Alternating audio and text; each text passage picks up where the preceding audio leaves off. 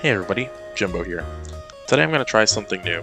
Well, something for the players who want to see more than unboxing videos. So this is the first iteration of the Bastion deck that I'll be running.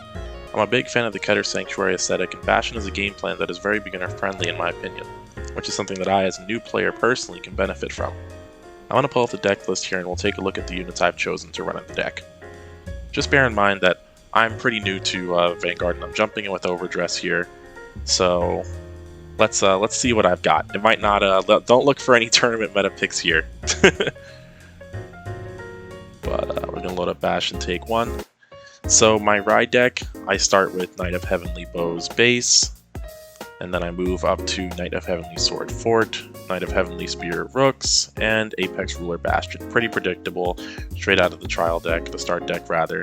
Now I'm gonna start from the grade 3s that I'm working with here. So I have actual Analyst Kokabiel, of course obvious synergy with Bastion here. This unit gets shield plus 5,000 for every 2 of your grade 3 units, including this unit. The reason I'm picking this is because Bastion's deck, as a result of having so many grade 3s, is going to have some pretty serious issues probably with defense, especially early on.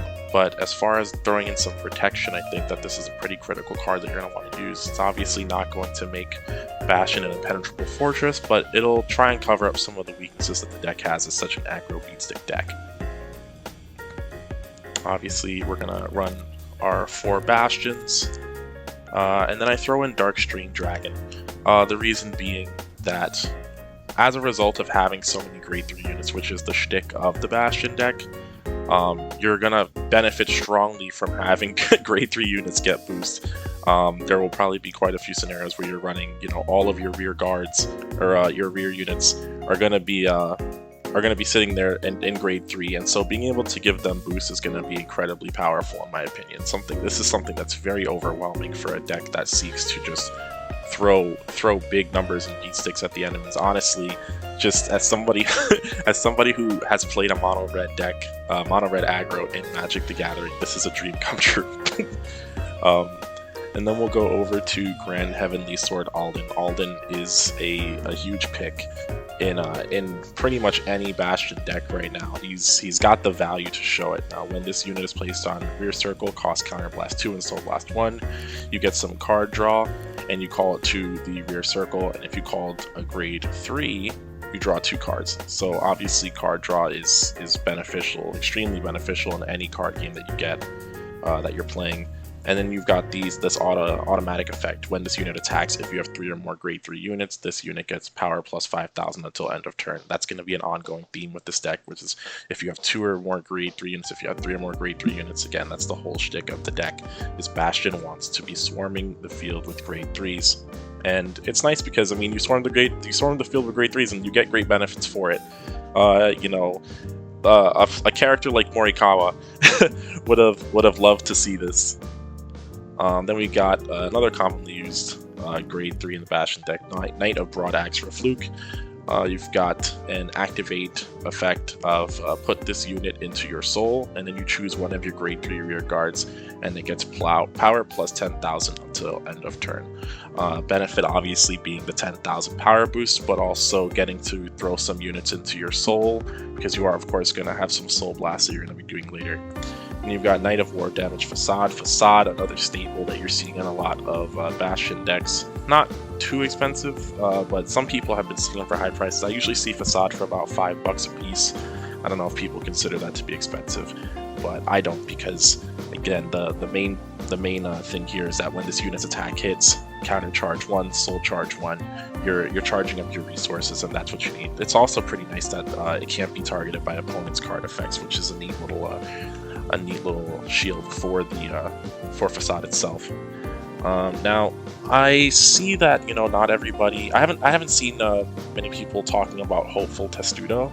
I don't know if it's a bad card, but when I looked into the orders and I saw normal order, set order, and blitz orders, if I remember correctly, blitz orders. Let me pull that up again. Sorry. Blitz orders, yeah, are played during the guard step of your opponent's turn and then put into the drop zone. So I like that it's something that I can kind of pull out of nowhere, basically. Like if the opponent gets something where they're thinking they're going to guard, I might be able to overpower their defense and force through anyway. Again, I think it's a pretty good card in my opinion for somebody who likes to play, like, you know, brain dead aggro. Sorry if you take offense to that, but aggro in some instances can be pretty brain dead. I don't find it offensive. You play how you want to play. Who cares what other people think about it?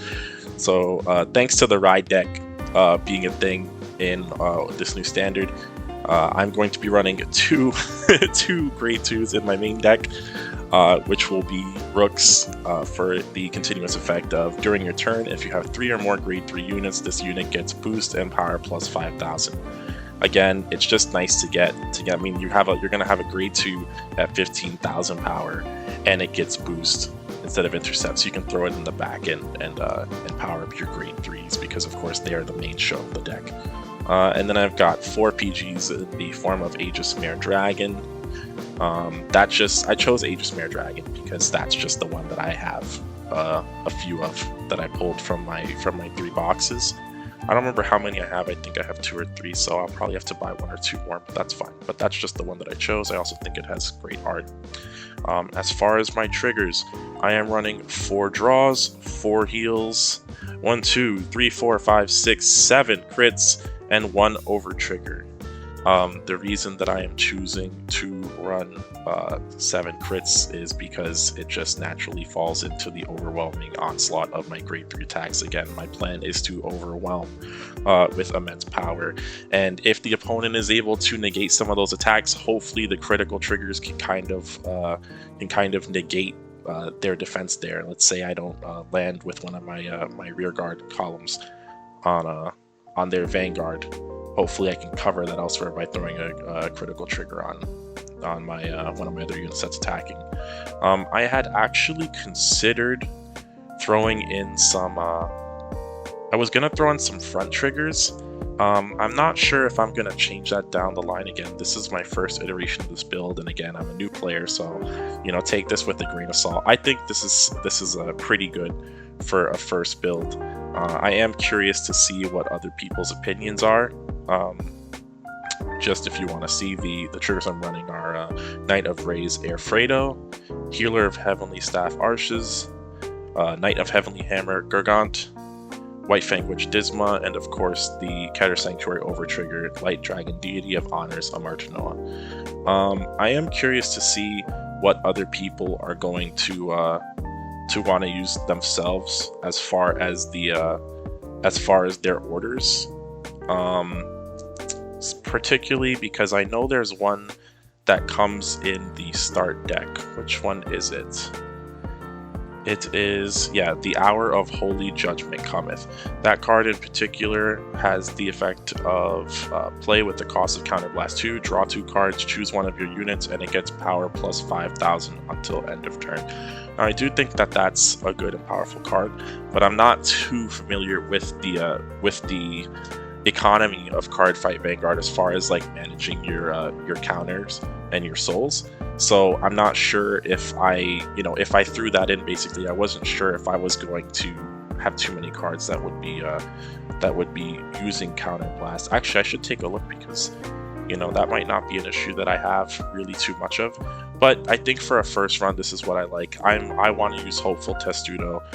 Maybe I'll end up switching Hopeful Testudo out for the Hour of Holy Judgment cometh down the line. Eventually, we'll get more orders. I would like to see some set orders come and see what other Blitz order options we'll have, because Blitz orders to me just seems like something I want to use for my personal strategy.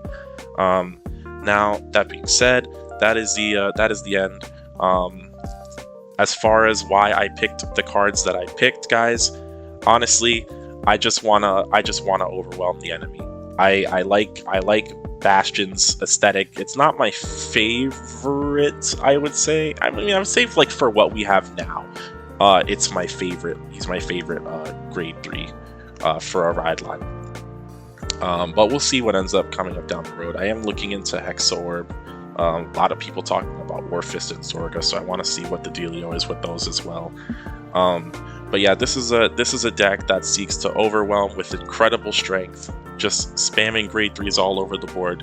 And again, I guess my main con to worry about is covering weak defense early on, but also throughout the fight. So we'll see how this deck plays out for me.